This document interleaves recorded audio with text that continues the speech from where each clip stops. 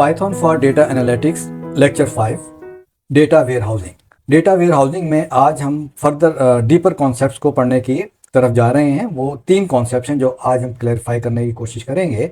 उनमें पहला है ETL, extract, transform and load, और दूसरा है OLTP, और तीसरा है OLAP। OLTP से मुराद है ऑनलाइन ट्रांजैक्शन प्रोसेस और OLAP से मुराद है ऑनलाइन एनालिटिकल प्रोसेस। ये दोनों प्रोसेसेस जो हैं वो हम डिटेल में देखेंगे, लेकिन यहाँ पर ये समझना ज़रूरी है कि ये दो प्रोसेसेस जो हैं ये है प्री वेयरहाउस प्रोसेसिंग, वेयरहाउस, और ये जो है ये पोस्ट वेयरहाउस है। तो आइए चलते हैं आज के टॉपिक की तरफ। जैसा कि हमने पहले अर्ज किया था कि डेटा हमारे पास मुख्तलिफ सोर्सेज से आ रहा होता है और इसमें मुख्तलिफ टाइप का डेटा होता है जिसको हम ब्रॉडली 2 कैटेगरीज में डिवाइड करते हैं। पहली डेटा होता है स्ट्रक्चर्ड और दूसरा टाइप का डेटा होता है अनस्ट्रक्चर्ड।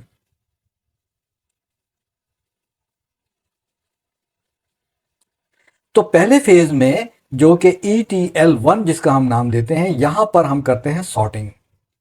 डेटा को हम सॉर्ट करते हैं। सॉर्ट कैसे करते हैं? हम स्ट्रक्चर डेटा को अनस्ट्रक्चर डेटा से अलग कर लेते हैं। अनस्ट्रक्चर डेटा जो है डायरेक्ट जो है यहां से आफ्टर सम पर्टिकुलर प्रोसेसेस उसको हम वेयरहाउस में भेजते हैं, जबकि स्ट्रक्चर डेटा पे हमने मजीद कुछ काम करना होता है। ठीक है, तो इसमें जो अगली स्टेज आती है वो है डेटा लेक की। जैसे कि हमने पहले भी इस बात का जिक्र किया था कि यहाँ पर हम स्टेजिंग्स में ये जो सॉर्टेड डेटा है स्ट्रक्चर्ड और अनस्ट्रक्चर्ड जो है इनके अलग अलग स्टैक्स होते हैं, और फिर यहाँ से ये डेटा असल में जाता है आगे, और यहाँ से इस पे हम जो स्ट्रक्चर डेटा है उस पर कुछ प्रोसेसेस करते हैं ETL के अंडर ही, और उसको हम ट्रांसफॉर्म करते हैं डेटा को इस दफ़ा। ठीक है, पहले हमने क्या किया था? सॉर्ट किया था। यहाँ पर अब हम करते हैं ट्रांसफॉर्म। ट्रांसफॉर्म किस में करते हैं? इसको हम ट्रांसफॉर्म करते हैं, एग्रीगेट करते हैं डेटा को जहाँ जहाँ इसके एग्रीगेशन की ज़रूरत होती है, और ये हम पहले देख चुके हैं, और उसके बाद हम इसको नॉर्मलाइज भी करते हैं। आज हम मज़ीद फर्दर डिटेल में देखेंगे कि ये प्रोसेसेस जो हैं ट्रांसफॉर्म और सॉर्ट, इसको हम किस तरह से सिस्टमेटिकली प्रोसेस करते हैं। तो OLTP या EL2 के में ये होता है कि हमारे पास जितना भी डेटा है, देखिए मुख्तलिफ डेटा जो है वो हमारे पास इस तरह से ये स्टैक्स होंगे डेटा के ना, ये वही हमारे पास शीट है। लेकिन अब यहाँ पे ये फ्लैट डेटा है, फ्लैट शीट्स की शक्ल में मौजूद है, जो कि हमारे पास किसी सोर्स से आ रहा है। सोर्स क्या हो सकता है? कोई भी हमारे पास ऐसा सोर्स है जहाँ पे के पॉइंट ऑफ सेल समझ लें आप, जहाँ पर डेटा जनरेट हो रहा है। जनरेट होने के बाद डेटा जो है रियल टाइम में हमारे पास यहाँ पहुँच रहा है, अपनी फ्रेशेस्ट फॉर्म में है, अपनी ताज़ा तरीन हालत में होता है, और वो डेटा रियल टाइम डेटा होता है। ठीक है, इस रियल टाइम डेटा को हमने पहले जैसे अर्ज किया कि यहाँ पे सॉर्ट करने के बाद हम लेक में, डेटा लेक में डाल देते हैं, और यहाँ पे जो डेटा का लेवल होता है या डेटा का जो नाम है उसको हम कहते हैं डेटाबेस।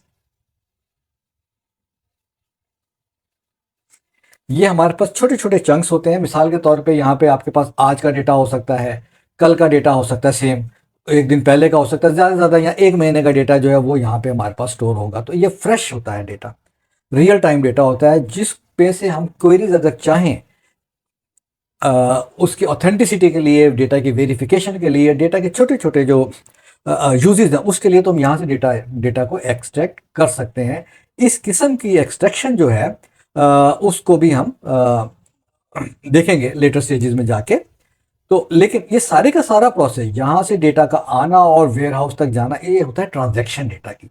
डेटा यहाँ से यहाँ ट्रांजैक्ट हो रहा है, मूव कर रहा है। ट्रांजैक्शन का मतलब तो एक स्टेज से उसको हम दूसरी स्टेज में लेके जा रहे हैं। ठीक है, तो ये जो ट्रांजैक्शन है, ऑनलाइन ट्रांजैक्शन प्रोसेस है, ये एक खास प्रोटोकॉल्स के अंडर होता है। वो प्रोटोकॉल्स जो है उनको हम कहते हैं स्कीमास। स्कीमा क्या होता है? स्कीमा एक लॉजिकल ट्रांसफॉर्मेशन ब्लूप्रिंट होता है या आर्किटेक्चर होता है डेटा को, लूज डेटा को एक एग्रीगेट और यूनिफाइड किस्म के फॉर्मेट में लाने के लिए।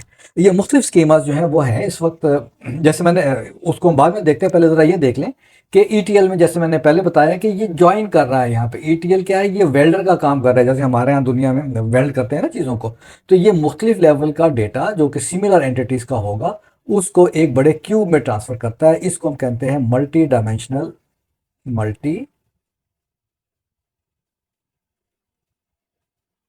Dimensional data cubes. ठीक है, डेटा क्यूब।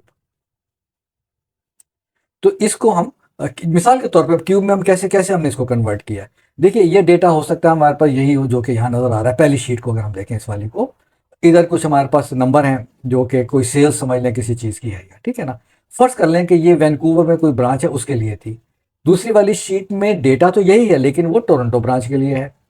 ठीक है, टोरंटो ब्रांच के लिए है ये। इसके बाद इसमें डेटा वही है लेकिन ये न्यूयॉर्क के लिए है और ये शिकागो के लिए है। तो ईटीएल में क्या करते हैं कि हम इन तमाम की तमाम शीट्स को, फ्लैट डेटा को एक क्यूब डेटा में कन्वर्ट कर देते हैं और हमारे पास इसको हम इस तरह से मल्टी डायमेंशनल एक फॉर्म में ले आते हैं। तो ये तो काम है प्री डेटा वेयर हाउसिंग। वो इसलिए किया जाता है कि वेयर हाउस में जिस वक्त हम इसको ट्रांसफर करेंगे तो वहां ये कम से कम जगह घेरे। लेकिन पोस्ट वेयर हाउसिंग में क्या होता है, पोस्ट वेयर हाउसिंग में इसी को, ये एक आरी लेके या कैंची लेके बंदा खड़ा हुआ है, ये जो क्यूब बना था इसको रिक्वायर्ड या रिक्वायरमेंट के मुताबिक वो उसको तोड़ता है या हिस्सों में कन्वर्ट करता है या उससे बेहतर एक फॉर्मेट में लाने की कोशिश करता है as per requirement. As per क्या, एनालिसिस रिक्वायरमेंट। इसको हम कहते हैं ओलैप, ऑनलाइन एनालिसिस प्रोसेसिंग। ठीक है, वो क्या होती हैं, ये मुख्तलिफ किस्म की होती है लेकिन 5 जो है प्रोसेसिंग जो है वो आम फहम है और ये हम आगे जाके प्रैक्टिकली इनको देखने वाले हैं। जब हम अपने डेटा से कहीं से डेटा को एक्सट्रैक्ट करेंगे तो उसको हम अपने एनालिसिस की रिक्वायरमेंट के मुताबिक किस तरह से मुख्तलिफ फॉर्म में लेके आते हैं। एक फॉर्म है रोल अप। रोल अप का क्या मतलब होता है कि जैसे मिसाल के तौर पे हमारे पास यहाँ पे ये दोनों जैसे कनाडा के हैं और ये अमेरिका के हैं, यूएस के हैं, ये दोनों ना, टोरंटो और वैंकूवर कनाडा की 2 ब्रांचेज होंगी, न्यूयॉर्क और शिकागो जो है वो यूएस की ब्रांचेज होंगी। तो रोल अप में क्या करते हैं कि हमने इन ब्रांचेस को इकट्ठा करके उनका यहाँ पे जो भी सेल्स थी या जो भी मामला थे वो यहाँ हमने ऐड कर दिए। रोल अप एक अगले स्टेज पे चले गए। ड्रिल डाउन जो होता है इससे निचले स्टेज पे आ जाते हैं। मिसाल के तौर पे ये अब यहाँ पे इस डेटा को Q1 का मतलब Q1, जनवरी फरवरी मार्च का होगा, ये अप्रैल मई जून, ये इस तरह से 3 महीने का। इसको हम फर्दर जो है डिवाइड कर सकते हैं क्योंकि हमारे पास शीट्स तो हर महीने की है ना, हर दिन की पड़ी हुई है। तो इसको हम ड्रिल डाउन कर सकते हैं यहाँ पे इसी को। बाकी हमारे पास इस दफ़ा हमने इसको रोल अप नहीं किया बल्कि ड्रिल डाउन किया है। इसको हम हर महीने की सेल को उसके क्वार्टर के बजाय और मजीद हमने अंदर घुसने की कोशिश की है। इसी तरह से हम स्लाइसिंग करते हैं डेटा की। हो सकता है हमें सिर्फ ये ऊपर का स्लाइस ये वाला चाहिए हो, हमें और कोई स्लाइस ना, मिसाल के तौर पे ठीक है, तो हम रिक्वायर्ड किसी भी डायरेक्शन में इस तरह से स्लाइस कर सकते हैं या इस तरह से इसको स्लाइस कर सकते हैं। डाइस जैसे वो मिसाल के तौर पे हमें सिर्फ इतना इतना डेटा चाहिए तो हम उसको इस तरह से डाइस करके भी निकाल सकते हैं यहाँ से। और या फिर हमारे पास पीवट होता है। पीवट का मतलब क्या होता है कि हमने उसके एक्सिस को चेंज कर देना है। अब जैसे हमारे एक्सिस जो है, लोकेशन के एक्सिस इधर आ गए हैं और प्रोडक्ट के एक्सिस जो इधर आ गए हैं, तो ये मुख्तलिफ किस्म के हम ऑपरेशंस करते हैं ओ लैब में। तो ये तमाम के तमाम ऑपरेशन जो हैं ये ओ लैब के अंडर आते हैं। रोल अप है, ड्रिल डाउन है, स्लाइस है, डाइस है, पीवट है। जबकि ईटीएल में प्रोसेसिंग क्या होती है, टेबल को जोड़ने की है, यहाँ पे टेबल को तोड़ने की है, तकसीम करने की है, डिस्ट्रीब्यूट करने की है। तो ये जैसे मैंने पहले आपको बताया था कि हमारे पास जो ये डेटा की फॉर्मेशन लाइन जो होती है वो क्या होती है, सेंटर की तरफ जा रही है प्री वेयर हाउस, और पोस्ट वेयर हाउस क्या जा रही है, सेंटर से दूर हो रही है, डिस्ट्रीब्यूट हो रही है। ठीक है ना, तो बिल्कुल इसी तरह से हमारी मार्ट लेवल पे जा रही है ना यहाँ पे। तो ये जब हम पोस्ट में जाते हैं तो जैसे हमने अभी देखा, पोस्ट में जाते हैं तो डेटा को हम डिस्ट्रीब्यूट कर रहे हैं, सेग्रीगेट कर रहे हैं, जबकि इस केस में हम डेटा को इंटीग्रेट कर रहे हैं, एक कॉमन पॉइंट पे ला रहे हैं ताकि वो कम से कम स्पेस जो है उसको ऑक्यूपाई करे वेयर हाउस में। अब ये जो इधर जो प्रोसेस होता है ईटीएल में, उसको हमें उसके लिए कुछ हमें स्कीमास की जरूरत पड़ती है। स्कीमास का मतलब है एक हमें प्री प्लान लॉजिक की जरूरत पड़ती है जो कि डेटा को एक पर्टिकुलर ऑर्डर में इस तरह से ऑप्टिमाइज तरीके से इकट्ठा करें कि बवक्त ज़रूरत अगर हम उसको खोलना चाहें, उसको सेग्रीगेट करना चाहें, उसमें से कुछ हिस्से निकालना चाहें, उसके कुछ चंक्स काटना चाहें, तो वो बगैर किसी लेटेंसी के, बगैर किसी डिले के और बगैर डेटा को ज़ाया किए वो उस तरह से हम ओलैप में वो ऑपरेशंस कर पाएँ, ठीक है, ओलैप में। तो इसके लिए क्या है, हम अब ये जो हम बात कर रहे हैं ये है हमारी वेयर हाउस में डेटा भेजने से पहले जो हमने स्कीमा, जो हमने एक प्लानिंग करनी है, उसको हम बोलते हैं स्कीमा, ठीक है। डेटा को एक पर्टिकुलर फॉर्मेट में लाने के लिए एज पर रिक्वायरमेंट जो प्लानिंग होती है उसको हम बोलते हैं स्कीमा। तो स्कीमा में जाने से पहले हमें तीन चीज़ें इंपॉर्टेंट हैं जो कि समझनी है इस लेवल पे। एक होता है फैक्ट टेबल और दूसरा होता है मेजरमेंट, ठीक है। फैक्ट और मेजरमेंट ये बड़े इंपॉर्टेंट है। अगर इसको अब फैक्ट और मेजरमेंट जो है वो इस तरह से आप समझ लें कि अगर हमारे पास फर्ज कर लें कि एक कोई प्रोडक्ट है, ठीक है, कोई प्रोडक्ट है, फर्ज कर लें हम कंप्यूटर्स की बात कर लेते हैं, ठीक है, मैं यहाँ बात कर रहा हूँ। अब ये प्रोडक्ट जो है ये एक हमारे पास डायमेंशन है, प्रोडक्ट जो है ये डायमेंशन है, ओके। और इस डायमेंशन के एट्रीब्यूट्स हैं, इसका आईडी है, इसका नाम हो सकता है, इसका टाइप या सेल आप समझ लें, सेल्स समझ लें, ठीक है जी। तो ये इसके एट्रीब्यूट्स हैं और ये एक सब्जेक्ट है जो कि कोई भी आपके पास कंपनी है उसमें। तो इस प्रोडक्ट की जो डायमेंशन है इसके दो हिस्से होंगे, एक प्रोडक्ट आईडी होगा, आईडी, ठीक है, और दूसरा होगा इसके कितने यूनिट सेल जो कि मेजरेबल एक क्वांटिटी है, मेजरेबल एक अमाउंट है, उसको हम मेजर कहते हैं, ठीक है। तो किसी भी डेटा के दो एट्रीब्यूट बहुत इंपॉर्टेंट होते हैं, एक है फैक्ट और दूसरा है उसकी डायमेंशन,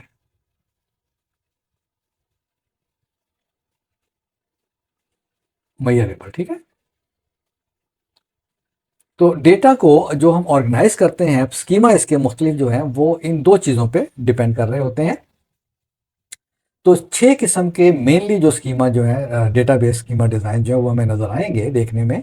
इस वक्त हम इसकी डिटेल में नहीं जाएंगे और सिर्फ इनके नामों से फ़िलहाल आप एक वाकफियत पैदा कर लें ताकि दोबारा कभी ये नाम आपके सामने आए तो आपको पता हो कि ये डेटाबेस स्कीमा का नाम हम बोल रहे हैं, कोई और बड़ी चीज़ नहीं है।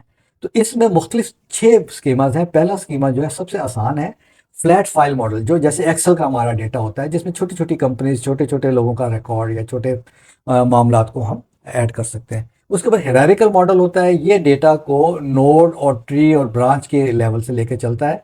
इसकी डिटेल में मैंने फिर अर्ज किया कि इस वक्त नहीं हम जाएंगे, इसका वक्त आएगा डिटेल में जाने का तो मैं आपको तमाम चीज़ें ये डिटेल में बताऊंगा। अगला मॉडल जो ये दूसरा है, तीसरा है नेटवर्क मॉडल, चौथा है रिलेशनल मॉडल, पांचवा है स्टार स्कीमा मॉडल और चौथा है स्नोफ्लेक स्कीमा मॉडल। इसमें जो हमें आम देखने को मिलते हैं, आम तौर पे जो आपको नजर आएंगे, नंबर 1, नंबर 4, नंबर 5 और नंबर 6 जो है ये मुख्तलिफ स्कीम्स हैं डेटा को एग्रीगेट करने की।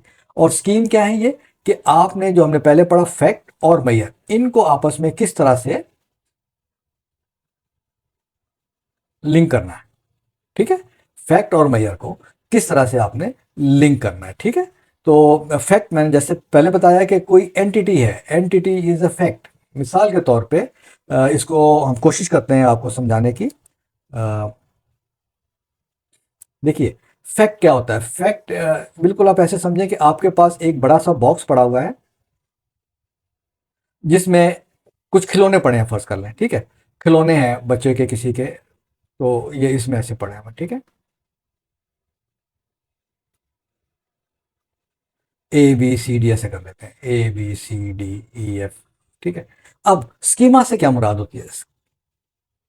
अब फैक्ट क्या है कि ये खिलौने जो है वो फैक्ट है, और मैयर क्या है, मैयर आपने या बच्चे ने इस खिलौने से कितना खेलना है, किस खिलौने से कितनी देर खेलना है, वो इसका मैयर है, ठीक है ना। मिसाल के तौर पे सी से वो दिन में 2 दफ़ा खेलता है 8 घंटे के लिए, तो टोटल कितने 16 घंटे खेलता है। 16 घंटे सी का मैयर आ गया।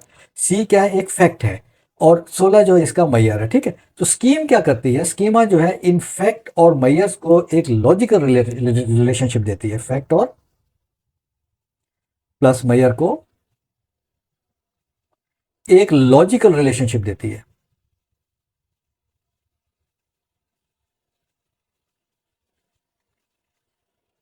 ठीक है। तो इसको हमने अब मिसाल के तौर पर मुख्तलिफ स्कीमा हैं। अब मैं कहता हूं कि हम फैक्ट को सेंटर में रख लें, अगर फर्ज कर लें फैक्ट को, और इसके इर्द गिर्द जो हमारा इसका मैयर आ जाए। फैक्ट क्या होगा, ये फैक्ट टेबल होगा, ठीक है। इसमें हमारे मुख्तलिफ खिलौने, उनका नाम होगा, ए खिलौना, बी खिलौना, सी खिलौना। ए से ये कितनी देर खेला है, बी से ये कितनी देर खेला है, सी से ये कितनी देर खेला है, ये और ए से, ठीक है ना, कितने घंटे के लिए खेला, ये अब इनके दरमियान एक रिलेशनशिप, फैक्ट और मेजर के दरमियान रिलेशनशिप ये क्रिएट हो रही है। तो इस किस्म के स्कीमास जो हैं, जैसे मैंने पहले बताया कि ये स्कीमास मुख्तलिफ होते हैं, 6 किस्म का स्कीमा, जिनमें नंबर 1, 4, 5 और 6 हमें अमूमन देखने को मिलते हैं।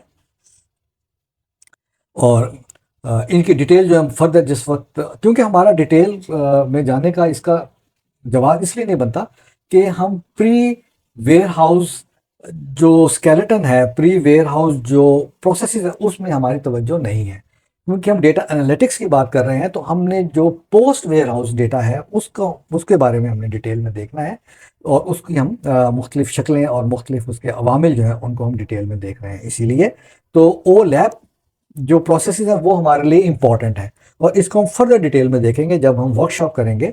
तो वर्कशॉप में हम देखेंगे कि पाइथन को हम किस तरह इस्तेमाल करके इसकी मुख्तलिफ शक्लें जो हैं डेटा की वो हम डिटेक्ट कर सकते हैं।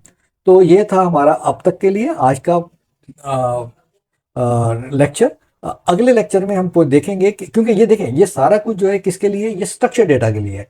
अगले लेक्चर में हम देखेंगे अनस्ट्रक्चर डेटा को हम किस तरीके से उसकी वेयर हाउसिंग जो है वो हम परफॉर्म करते हैं, उसमें कौन कौन से इंपॉर्टेंट चीज़ें हैं, कौन कौन से तरीके से जो है हम उसको एक प्रॉपर तरीके से, ऑप्टिमाइज तरीके से वेयर हाउस में ला सकते हैं डेटा लेक से निकाल कर।